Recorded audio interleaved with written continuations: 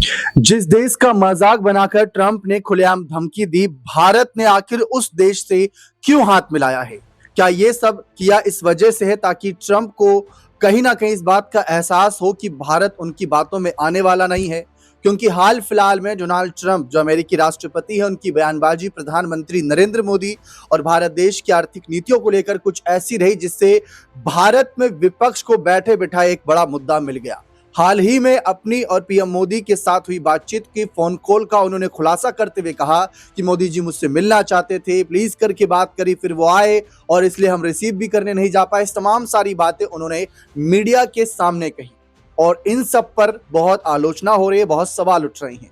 लेकिन विदेश मंत्री एस जयशंकर ने अब एक बड़ा खेल कर दिया है जिसको सुनकर हर कोई दंग है। और क्या पूरा मामला है, मैं बड़ी बारीकी से आपको रिपोर्ट के माध्यम से समझाता हूं, क्योंकि जो ये मामले हैं बहुत ही पेचीदा है और इसको समझने के लिए यहाँ पर आपको ये जानना पड़ेगा कि जिस देश का खुलेआम मजाक बनाकर ट्रंप ने दी धमकी, भारत ने उससे मिलाया हाथ।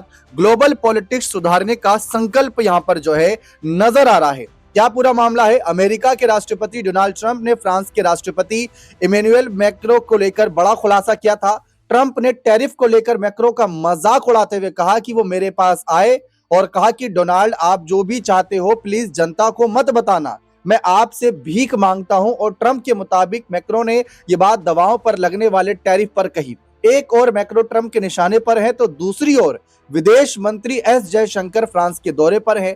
यहां से उन्होंने ग्लोबल संदेश दिया है। अब आगे देखिए, उन्होंने कहा कि वैश्विक राजनीति को स्थिर करने के लिए भारत और फ्रांस का साथ मिलकर काम करना महत्वपूर्ण हो गया है।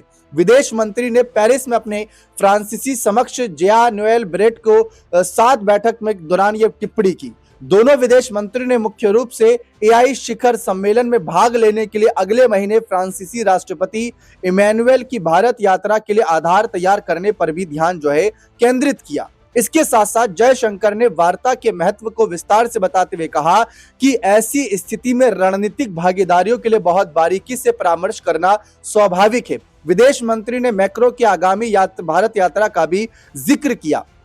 उन्होंने कहा कि हम राष्ट्रपति मैक्रो के जल्द ही भारत आने की उम्मीद कर रहे हैं। प्रधानमंत्री मोदी ने पिछले साल फरवरी में पेरिस में मैक्रो के साथ एआई शिखर सम्मेलन की सह अध्यक्षता की थी। उन्होंने कहा कि फ्रांस हमारे सबसे पुराने रणनीतिक साझेदारों में से एक हैं, जो यूरोप में पहला और मानना साथ ही साथ यूरोप में पहला है और मानना है कि हमारी निरंतर बातचीत उस रिश्ते को विकसित करने का एक महत्वपूर्ण हिस्सा है। इसके साथ साथ विदेश मंत्री एस जयशंकर यूरोप के दौरे पर हैं। इसका जवाब खुद उन्होंने भी दिया। यह मुद्दा बहुत ही ज्यादा दिलचस्प बनता जा रहा है। लेकिन फिलहाल आपने देखा किस तरीके से एस जयशंकर की कुछ रणनीतियां ऐसी हैं जिन देशों को ट्रंप ने निशाने पर बना रखा है। टैरिफ मामले को लेकर लगातार कुछ ना कुछ बयानबाजी कर रहे हैं और अब तो 500% टैरिफ वाली खबरें भी खूब वायरल होने लगी है कि क्या 500% टैरिफ भी होता नजर आएगा। उसकी भी जानकारी हम अपनी अगली कुछ रिपोर्ट में आप सबके बीच साझा करेंगे। लेकिन विदेश मंत्री एस जयशंकर की रणनीतियों को और बारीकी से समझते हैं कि यूरोप दौरे के दौरान उन्होंने क्या कुछ बातें यहाँ रखी। विदेश मंत्री जयशंकर यूरोप के दौरे पर क्यों है, इसका जवाब खुद उन्होंने दिया। जयशंकर ने कहा कि भारत का मानना है कि यूरोप के साथ संबंध और गहरे होने वाले हैं। साथ ही यह भी बताया कि यूरोप ग्लोबल पॉलिटिक्स में एक महत्वपूर्ण खिलाड़ी क्यों है। उन्होंने कहा कि मुझे लगता है कि एक बहुत सोच समझकर लिया गया फैसला था। ये एक ऐसा फैसला था जो इस बात पर हमारे विश्वास को दिखाता है कि यूरोप के साथ यह रिश्ता अगले लेवल पर जाने के लिए तैयार है। और जब मैं पीछे मुड़कर देखता हूं तो पिछले कुछ हफ्तों में भी हमने भारत में यूरोप से जुड़े मामले, एफटीए यानी फ्री ट्रेड एग्रीमेंट, टेक्नोलॉजी के मुद्दों, सेमीकंडक्टर, रेलवे, डिफेंस और एविएशन पर चर्चा की। उन्होंने कहा कि सच में एक बहुत ही ठोस रिश्ता है और भी बहुत कुछ किया जा सकता है। लेकिन इसके अलावा मुझे लगता है कि आज एक बड़ी चर्चा की जरूरत है जो दुनिया को ग्लोबल ऑर्डर के बारे में करनी चाहिए। इसके साथ साथ ट्रंप ने मैक्रो को क्या धमकी दी थी, ये भी आपके लिए जानना जरूरी है। डोनाल्ड ट्रंप ने दावा किया कि उन्होंने मैक्रो से प्रिस्क्रिप्शन दवाओं की कीमतें बढ़ाने के लिए कहा क्योंकि अमेरिकी फ्रांसीसी कंज्यूमर्स की तुलना में 14 गुना ज्यादा पेमेंट कर रहे हैं। ये एक ऐसा प्रस्ताव था जिसे फ्रांसीसी राष्ट्रपति ने शुरू में मना कर दिया था। ट्रंप ने कहा कि इसके बाद उन्होंने फ्रांस को अल्टीमेटम दिया और कहा कि या तो वह अमेरिका की मांगों को माने या शैंपेन और वाइन सहित यहाँ पर सभी फ्रेंच प्रोडक्ट्स पर 25% का भारी टैरिफ झेलने के लिए तैयार रहे। ट्रंप ने दावा किया कि टैरिफ की धमकी की वजह से मैक्रो यूएस की मांगों के आगे झुक गए। ट्रंप के मुताबिक इमैनुअल ने मुझसे कहा कि डोनाल्ड, आपकी डील पक्की है, मैं अपनी प्रिस्क्रिप्शन दवाओं की कीमतें 200% या जो भी है बढ़ाना चाहता हूं, आप जो चाहें। अब इस बीच मुश्किल दौर में है यूरोप, बदलने की जरूरत है वर्ल्ड ऑर्डर। पेरिस की धरती से जयशंकर का यूरोप को भी आईना नजर आया। तो ये सारी खबरें जो है इन दिनों सुर्खियों का विषय बन रही हैं। फिलहाल विदेश मंत्री एस जयशंकर विदेश दौरे पर ही हैं।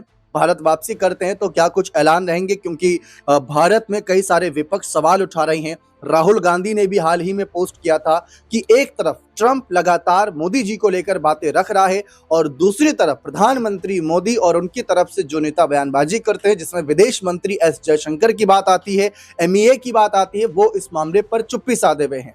देश के बड़े पत्रकार भी चाहते हैं कि आखिर भारत का क्या रुख है ट्रंप के इन बयानों पर, और ऐसा पहली बार नहीं हो रहा जब ट्रंप लगातार यहां पर बयानबाजी करे जा रहा है। लेकिन विदेश मंत्री एस जयशंकर की रणनीति आपने देख ली कि जिस देश का मजाक यहां पर कह सकते हैं ट्रंप बना रहा है, जिस देश को लेकर धमकियां दे रहा है, उसको लेकर किस तरीके से यहां पर बातें यहां पर जयशंकर जी द्वारा रखी गई। इसके साथ साथ जो अभी हाल ही में दिखाया कि यूरोप की धरती से क्या यहां पर यूरोप को लेकर क्या संदेश वह दे रहे हैं, तो इस मामले पर भी एक रिपोर्ट है, वो आप सुनिए और आप चैनल के साथ भी बने रहिए। तो आप सुनिए पहले वो रिपोर्ट। बेबाक बयानों के लिए मशहूर विदेश मंत्री एस जयशंकर ने इस बार उन्होंने पेरिस की धरती पर खड़े होकर न केवल यूरोप की मौजूदा स्थिति पर तीखी टिप्पणी की है, बल्कि ग्लोबल ऑर्डर में बड़े बदलाव की वकालत भी कर दी है। फ्रांस के विदेश मंत्री जीन नोएल बैरौट के साथ मुलाकात के दौरान जयशंकर ने साफ शब्दों में कहा कि यूरोप इस वक्त चुनौतीपूर्ण परिस्थितियों से गुजर रहा है। इसके गहरे स्ट्रेटेजिक इम्प्लीकेशन। जयशंकर का यह बयान ऐसे समय में आया है जब दुनिया अस्थिर जियोपॉलिटिकल सिचुएशन का सामना कर रही है। एक तरफ अमेरिका ने वेनेजुएला में अटैक कर तनाव बढ़ा दिया, तो दूसरी ओर ट्रंप लगातार यूरोप को भिखमंगा कहकर चिढ़ा रहे हैं। जी हां, आप सभी को बता दें कि अक्सर देखा गया कि पश्चिमी देश और यूरोप दुनिया को मानवाधिकारों और कूटनीति का पाठ पढ़ाते रहे, लेकिन पेरिस में जयशंकर ने यूरोप को उसी के घर में हकीकत का आईना दिखा दिया। उन्होंने कहा कि यूरोप चुनौतीपूर्ण परिस्थितियों से गुजर रहा है, जिनमें से कई के स्ट्रेटेजिक इम्प्लीकेशन है। मेरा मानना है कि आज ग्लोबल ऑर्डर को लेकर एक व्यापक वैश्विक चर्चा की आवश्यकता है। यह बयान संयुक्त राष्ट्र सुरक्षा परिषद यानी यूएनएससी और अन्य वैश्विक संस्थाओं में पश्चिमी देशों के वर्चस्व पर सीधा प्रहार और सुधार की मांग है। जयशंकर के इस एक वाक्य के कई मायने निकाले जा रहे हैं। कूटनीतिक विशेषज्ञों का मानना है कि यह इशारा यूरोप की सुरक्षा, निर्भरता और आर्थिक संकट की ओर है। अमेरिका में नेतृत्व परिवर्तन और वैश्विक उथल-पुथल के बीच यूरोप अपनी सुरक्षा और रणनीति को लेकर असमंजस में है। जयशंकर ने परोक्ष रूप से ये जता दिया कि जो यूरोप कल तक दुनिया की दिशा तय करता था, आज वह खुद अपनी दिशा तलाशने के लिए संघर्ष कर रहा है। वहीं वेनेजुएला के राष्ट्रपति मादुरो की गिरफ्तारी और अमेरिकी कार्रवाई का जिक्र करते हुए जयशंकर ने माना कि दुनिया में काफ़ी अनिश्चितता है।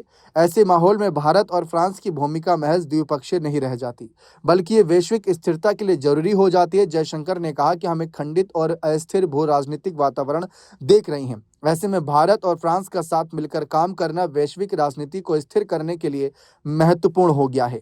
इस साल का कूटनीतिक संयोग भी बेहद खास है। भारत जहां ब्रिक्स की अध्यक्षता कर रहा है, वहीं फ्रांस G7 का नेतृत्व कर रहा है। इसके अलावा दोनों देश G20 का भी हिस्सा हैं। जयशंकर ने इस संयोग को रेखांकित करते हुए कहा कि हम दोनों ही राष्ट्र बहुध्रुवीयता के लिए प्रतिबद्ध हैं। हम अलग अलग डोमेन में सक्रिय हैं, इसलिए हमारा साथ आना दुनिया के संतुलन के लिए जरूरी है। इसके साथ भले ही जयशंकर ने यूरोप की स्थिति पर चिंता और कटाक्ष व्यक्त किया हो, लेकिन फ्रांस के लिए उनके शब्द बेहद गर्मजोशी भरे थे। उन्होंने फ्रांस को यूरोप में भारत का सबसे पुराना रणनीतिक साझेदार बताया। बैठक के दौरान जयशंकर ने कहा कि हमारे संबंधों की क्वालिटी कुछ बहुत खास है। फ्रांस यूरोप ने हमारा पहला रणनीतिक साझेदार और मुझे विश्वास है कि हमारी निरंतर बातचीत उस रिश्ते को पोषित करने का एक महत्वपूर्ण हिस्सा है। यह बयान इसलिए अहम है क्योंकि भारत अपनी रक्षा और सामाजिक जरूरतों के लिए रूस के अलावा फ्रांस पर ही सबसे ज़्यादा भरोसा करता है, चाहे राफेल डील हो या फिर परमाणु ऊर्जा सहयोग। फ्रांस ने हर मुश्किल वक्त में भारत का साथ दिया और पश्चिमी दबावों के बावजूद भारत की स्ट्रेटेजिक ऑटोनॉमी का सम्मान किया। इस मुलाकात का एक मुख्य एजेंडा फ्रांस के राष्ट्रपति इमैनुअल मैक्रों की आगामी भारत यात्रा की तैयारी करना भी था। जयशंकर ने पुष्टि भी की कि मैक्रों अगले महीने AI समिट में भाग लेने के लिए भारत आएंगे।